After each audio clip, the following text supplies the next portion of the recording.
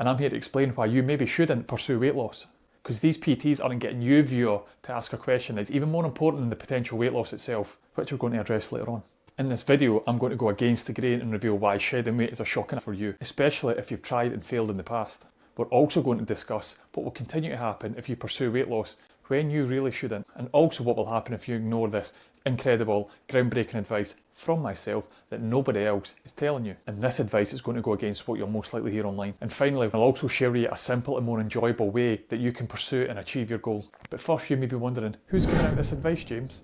I'll tell you, viewer. First, ask yourself, why do you actually have to lose weight? In this day and age, you're kind of told what to look like by social pressure or any decent GP. Whether you realise it or not, it's most likely by people you've never met before or people who really don't care about you, which is fucking mental. You're shamed for any sort of curves in this country, but you're also shamed for being too skinny. So what the fuck do you want? It's either this muscular or athletic look, or shamed. When it comes to our health, most of us don't even listen to our GPs either, whose job it is to actually look after us. You could fucking crawl into the doctors and say, "Help me doctor, I think I'm dying." And he says, "You need to lose weight, you fat lump." He might not say it like that, but and the response usually isn't, "Gee, you're right." Nowadays it's, "How fucking dare you call me fat?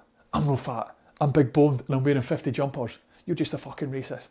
Because people are morons these days and they actually don't take responsibility for their own lives or their own actions. So outside of professionals advising you to lose weight for your health, every swipe of your phone is another tattooed, tanned, turkey teeth ball bag with their top off on steroids without actually admitting it, saying, "Swap this for this to lose weight." Or find an exercise you like to do the most. Every living, breathing PT out there, bar a few good ones such as myself, will make you believe you have to lose weight and that's all you can do with your body. But nobody's really asking themselves, why do I have to do this? Or, is there no anything else I can do? Because I would rather sandpaper my nipples off than lose weight. The assumption is you have to lose weight just because. It's most likely because everyone else is, isn't it? Or the chances are that everybody else wants to lose weight because we're the most overweight and laziest civilization to ever live so far up until this point. And I'm here to explain why you maybe shouldn't pursue weight loss. Because these PTs aren't getting you, viewer, to ask a question that's even more important than the potential weight loss itself, which we're going to address later on. But now you must be wondering, James, why do you think shedding weight is an absolutely shocking idea for me? Well, that is because if you're a person who has tried and failed many weight loss diets in the past, which I assume you are because otherwise you wouldn't be here, unless you're just here for the banter. What makes you think the next time you try and lose weight will be any different? But we have another way you can change your body in a more positive and enjoyable way, which I will tell you what to do instead in the upcoming points. The reason losing weight is a shocking idea for you after multiple failed diet attempts is you're basically trying to run a marathon one after the other without actually finishing the one before and even recovering fully to attempt the next one. What level of success do you actually expect when you fucked up the previous attempt? Or attempts? Not many people say, "I failed my first and second marathon yesterday, but I finished my third," do they? Even if they did finish the third attempt, imagine the fucking state they would be in. You massively underestimate the toll diet takes on your body, especially one that was too restrictive in the first place. If you didn't have an enjoyable, successful diet before, I would say any other further attempts can fuck off. Unless you absolutely love punishing yourself, feeling miserable and constantly failing. I don't know many people who constantly fail and are also too restrictive succeeding much, do you? Now you might be wondering, what will happen if I continue to try and lose weight? What you're kind of low-key doing is politely saying, "Fuck you, James," by ignoring my incredible advice. Well, viewer, you'll likely continue to fail and likely end up worse off with a body you don't like and a relationship with food that is similar to a daughter and her stepmom. It's not one that generally works out. I'm joking. Kind of. Chances are things will continue to go against you. Albert Einstein said something before about attempting the same thing over and over again and expecting different results is the definition of insanity, which rings true here. If you think in attempting a diet that is over-restricting and not enjoyable and that you're going to succeed, you're likely going to have a bad time.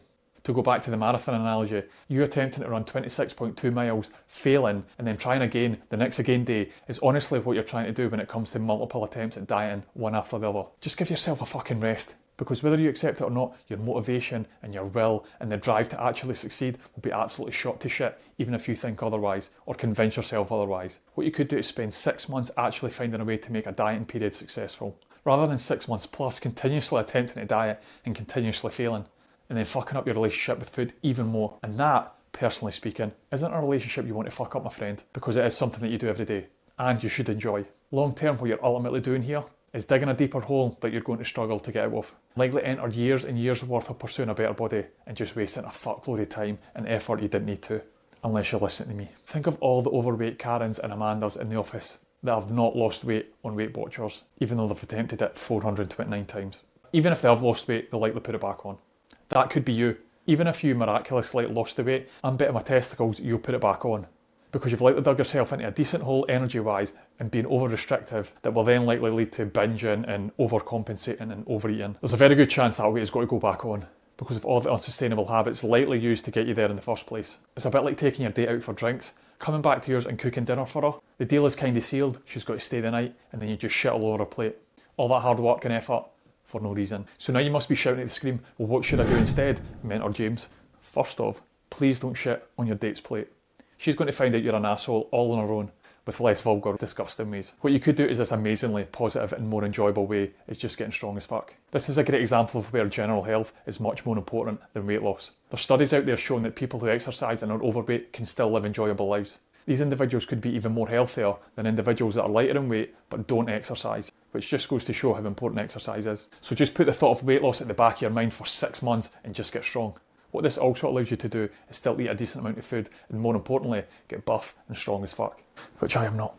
Eating a decent amount of food and shifting a lot of weight in the gym is a lot more enjoyable than having to eat a salad every day. Am I right? Think of this like trying to get to your goal but just taking the long as fuck route, or the high road compared to the low road. You'll take the high road. Get some easy wins under your belt like PRs and PBs, get broader shoulders, more toned legs, bigger arms, more sex appeal to your woman, like have confidence when you take off your top, a bit more stamina that'll make you last more than 30 seconds in bed. I would also hazard a guess if you did do that and you started winning and getting some momentum, you'll start subconsciously changing what you eat for the better, like this booze really isn't conducive towards my goals, I'm going to change this for that.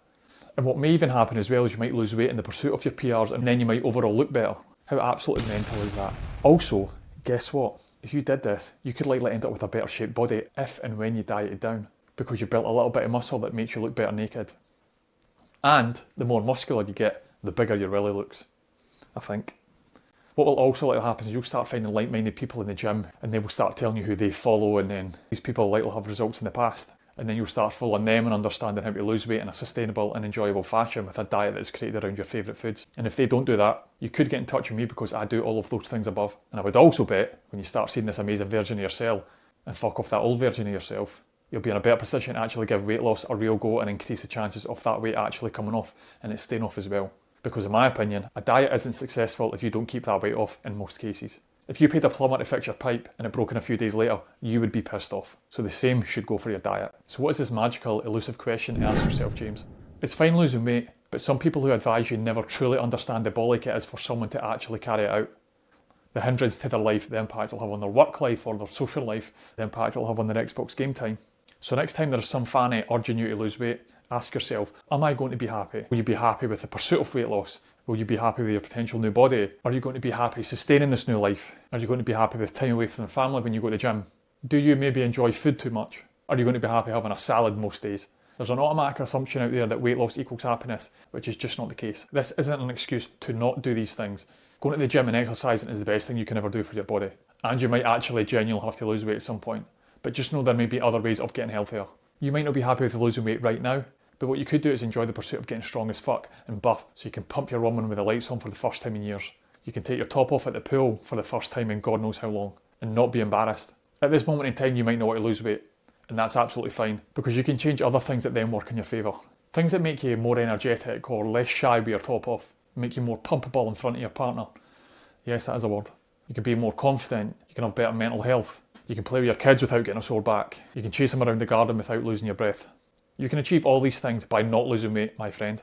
And one of the best, quickest, funnest ways you can do that is signing up with me as your coach. So I'll speak to you soon. Well, James, thank you for this better packaged information in this new format with your brand new camera lens. Thank you very much, viewer.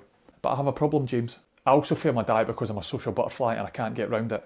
I just love going out. I guess I'm going to be fat forever. It just so happens, viewer, I created a video that should be here about why fad diets constantly fail, and it may just have the answers that you need. Thank you very much for watching, and I'll see you in the next video.